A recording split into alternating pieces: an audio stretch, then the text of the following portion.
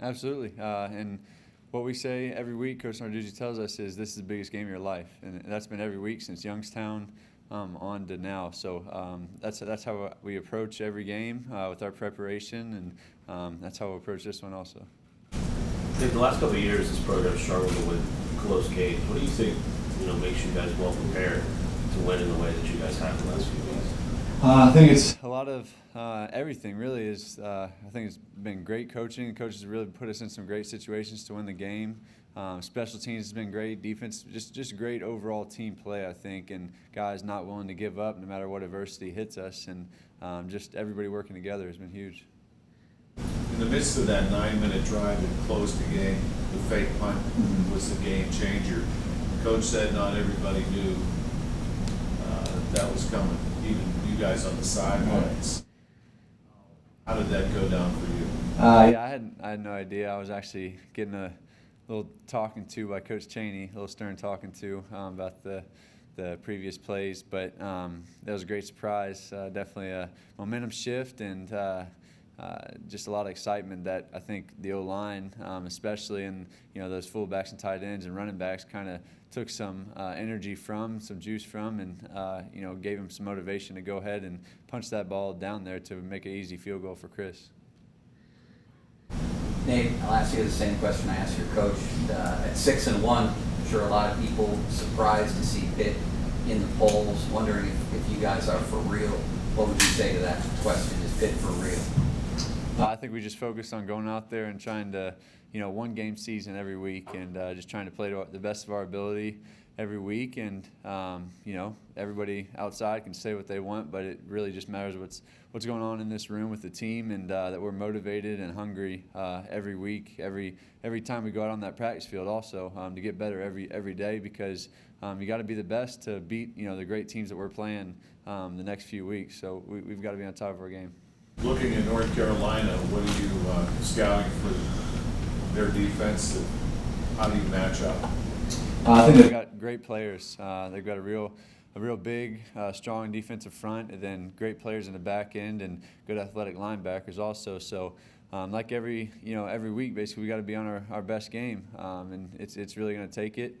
We got to go out and make plays, have explosive plays. Just keep moving the ball and keep their offense. They got a real explosive offense also, so keep them off the field and just go out there and execute. And when you were, I guess, both in high school and in Tennessee, before you really visited here and sort of looked at the transcript, what was your perception of Pitt, just sort of as a program? I knew they're real tough. About the city, it's just real tough, physical kind of atmosphere. And I had been, talked to previous staff just a little bit briefly in recruiting when I was in high school, and I think that's kind of what they were trying to allude to me also. But being here and like I've said before, just the guys here, I'm so impressed with. Great guys, off the field, but also just great competitors on the field, and really want to win and won't settle for anything less. So I think that's been great, just to go out there and have fun competing with them all season. What have the older guys, the guys that have been here longer, I guess, sort of told you about how this season is different from years past? We haven't talked about the past in a lot of ways, just that some things I have heard of some previous games that just crazy stuff happened for them to lose a game, like maybe their bowl game before. But it's really been a great focus, I think, on what we're doing this year and the goals we're trying to accomplish, and just moving on every week and trying to get better. Did you get an offer for the previous Pitt staff? I did not, no, sir.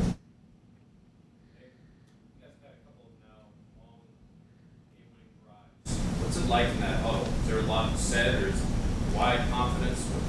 Kind of take us through that. Yes, sir. Especially, this one, especially this past one against Syracuse, it was, I wasn't doing much. I'm kind of just taking a snap and handing the ball off, but I tried to give whatever motivation I could and try to do my part, because those guys up front were really just working their tails off and doing a great job for us. So I was trying to give them whatever kind of motivation I could, because just needed them to know and that they are the best O-line in the country, and just to go out there and work their tails off, and they did a great job responding.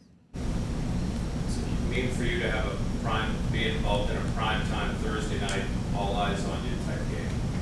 I think it's just football at the end of the day. You just got to go out there and have fun. I think every game is big. Every game, I think everybody on that field wants to play their best. So maybe it's a little amped up, but I really firmly believe that every game we've tried to play our best, and we need to continue to do that and continue to get better every week.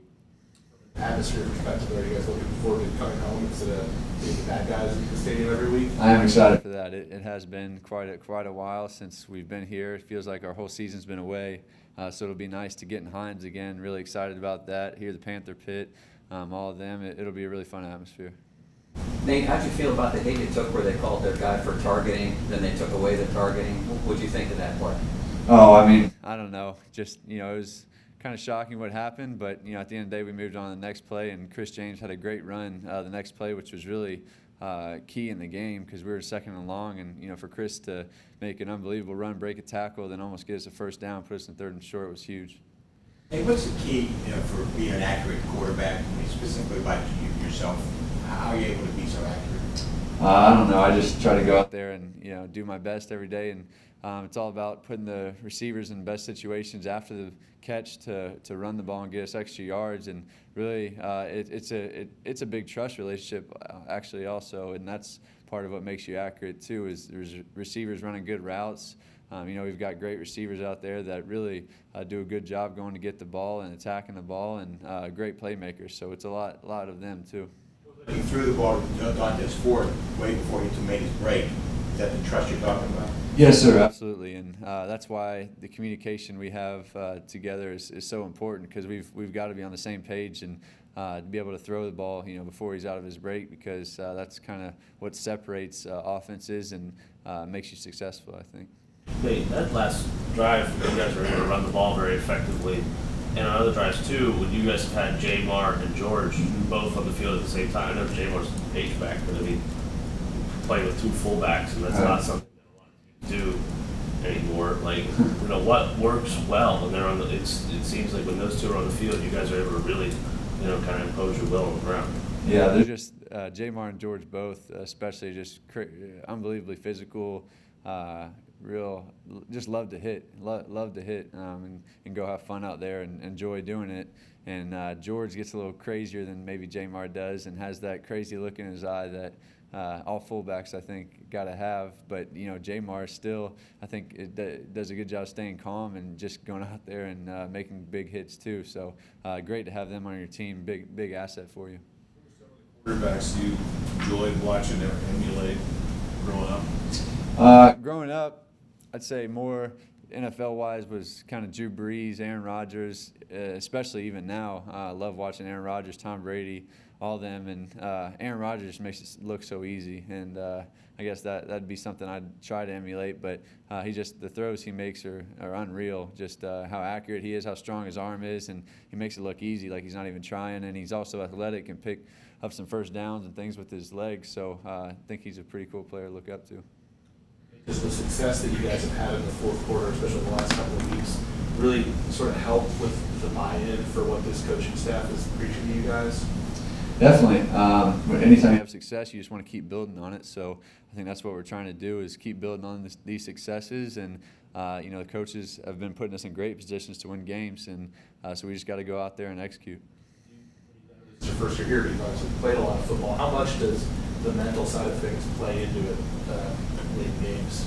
It's huge. I think that's the biggest thing. Really, what separates you at the end is who wants it more, and certain bounces go your way and things like that. But at the end of the day, I mean, adversity hits, and it's going to be whoever's going to respond the best and whoever's more willing to win. Has the greatest desire to win. And luckily, our linemen, our fullbacks, tight ends, running backs, at the end of that game, they weren't going to be denied. So that was awesome to see by them. Is there football buzz on campus, Nate? I'm usually on campus. I take part-time classes with people that are actually working more, so I don't hear much of the buzz. I'm kind of in here more trying to prepare for the games and then going to my night classes and stuff. But I imagine there is. I think the Panther Pit's awesome, and they do a great job supporting for us. People must recognize you by now, though, right? You're walking around campus, they know who you are, they point you out. Like I said, I mean, just, from 6 to 9, I'm on campus, at night, and I think my teacher said something at one class, but that's about it. That's all I've gotten. Giving Tyler some passing tips now that his arm is becoming a fixture in the offensive team? Sheesh, I mean, him and Ryan Winslow both. I mean, they're kind of showing me up a little bit. I got their completion, and Tyler's, man, 2 for 2 now in 2 games. I mean, that's big. And like I said, I agree with Coach Narduzzi. I heard him. Tyler should be in that talk for the Heisman for real, because he's done everything: run, block, catch, throw, everything. So y'all need to start hyping him up a little bit.